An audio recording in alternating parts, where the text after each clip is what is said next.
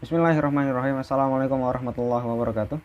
Innal hamdalillah nahmaduhu wa nasta'inuhu wa nastaghfiruh wa na'udzubillahi min syururi anfusina wa min sayyiati a'malina may yahdihillahu fala mudhillalah wa may yudhlil fala hadiyalah.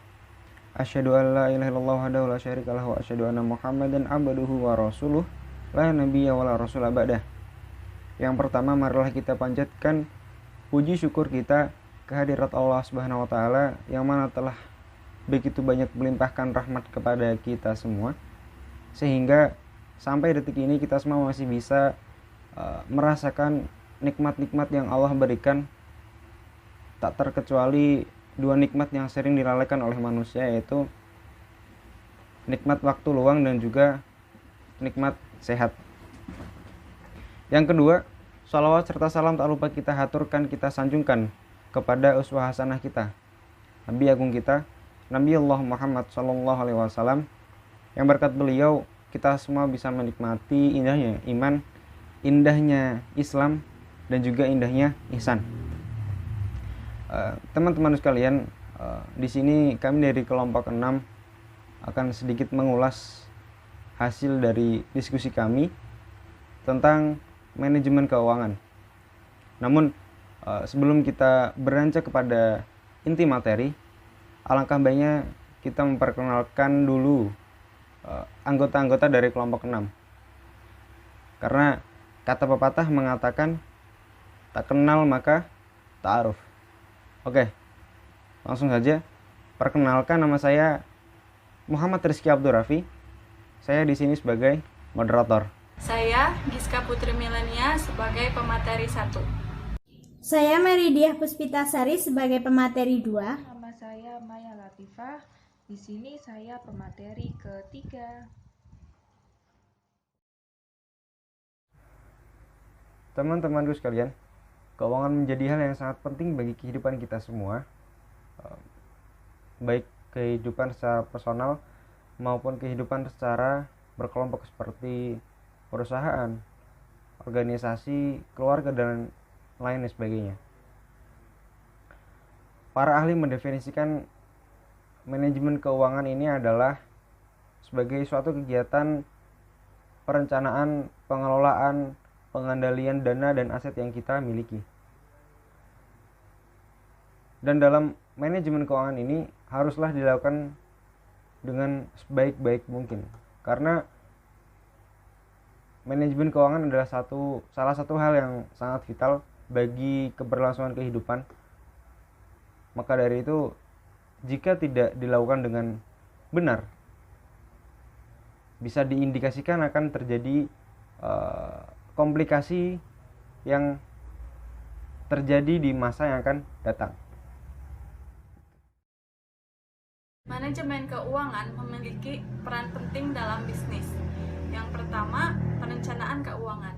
Dalam bisnis, sangat penting sekali dalam merencanakan keuangan karena dapat menentukan lancar atau tidaknya bisnis tersebut ke depannya. Yang kedua, ada melindungi dana. Manajemen keuangan juga bisa diterapkan untuk melindungi keuangan demi mencapai tujuan bisnis. Jadi, keuangan tidak tercampur dengan satu proyek dengan proyek yang lainnya sehingga bisa mengganggu kelancaran bisnis tersebut. Yang ketiga, alokasi dana. Ketika perusahaan mengalokasikan dananya dengan tepat, maka bisa mengurangi modal yang dikeluarkan sehingga bisa disimpan untuk proyek yang selanjutnya. Yang keempat, ada yang dinamakan dengan peluang investasi. Untuk perusahaan sangat penting sekali untuk berinvestasi. Investasi bisa berupa tanah, emas, reksadana, ataupun properti. Itu bisa sangat menguntungkan untuk perusahaan sehingga cepat mengembalikan modal. Poin terakhir adalah keputusan keuangan. Keputusan keuangan ini sangat berpengaruh terhadap bisnis. Maka dari itu kita harus sangat berhati-hati dalam mengambil keputusan, karena mengambil keputusan hanya dapat dilakukan satu kali.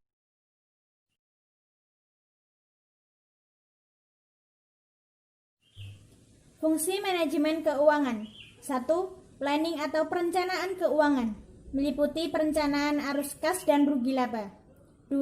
Budgeting atau anggaran, yaitu perencanaan penerimaan dan pengalokasian anggaran biaya secara efisien dan memaksimalkan dana yang dimiliki. 3. Controlling atau pengendalian keuangan, yaitu melakukan evaluasi serta perbaikan atas keuangan dan sistem keuangan perusahaan. 4. Auditing atau pemeriksaan keuangan, yaitu melakukan audit internal atas keuangan perusahaan yang ada agar sesuai dengan kaidah standar akuntansi dan tidak terjadi penyimpangan. 5. Reporting atau pelaporan keuangan, yaitu menyediakan laporan informasi tentang kondisi keuangan perusahaan dan analisa rasio laporan keuangan. Di sini saya akan menjelaskan materi yang ketiga, yaitu tentang ruang lingkup manajemen keuangan.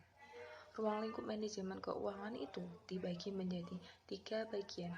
Untuk yang ruang lingkup pertama yaitu menentukan keputusan aset. Untuk yang kedua yaitu menentukan keputusan pendanaan. Dan untuk yang bagian ketiga yaitu menentukan keputusan pengelolaan aset. Untuk bagian yang pertama yaitu menentukan keputusan investasi. Menentukan keputusan investasi itu berkaitan dengan evaluasi risiko. Hal ini digunakan supaya perusahaan terhindar dari yang namanya kerugian. Terus ada biaya modal. Biaya modal ini bisa berupa gedung, tanah, mesin produksi, dan lain-lain. Untuk bagian yang kedua yaitu keputusan pendanaan.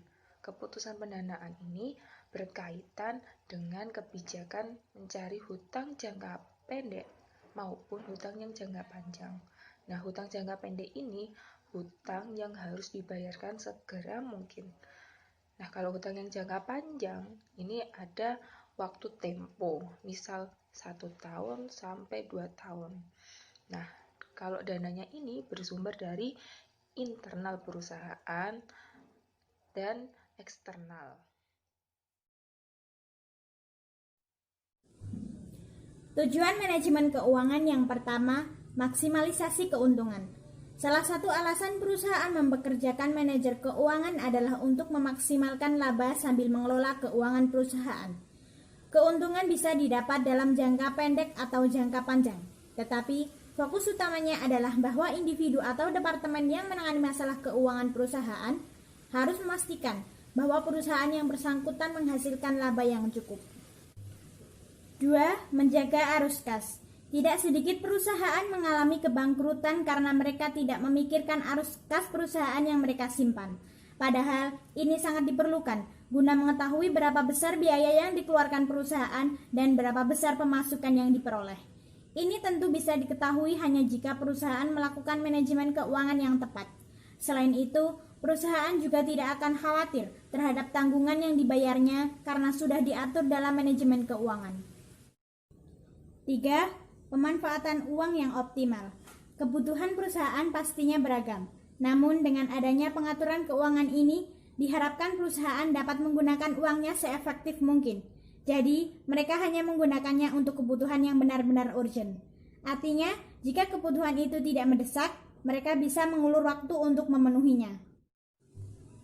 4. Menurunkan biaya modal. Manajer keuangan juga mencoba yang terbaik untuk mengurangi biaya modal, yang merupakan sesuatu yang vital bagi bisnis.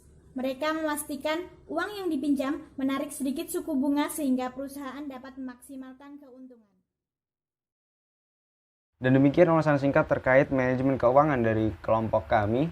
Bila ada salah pengetahuan maka mohon diluruskan. Jika ada salah kata mohon dimaafkan. Wallahul muwaffiq. Wassalamualaikum warahmatullahi wabarakatuh.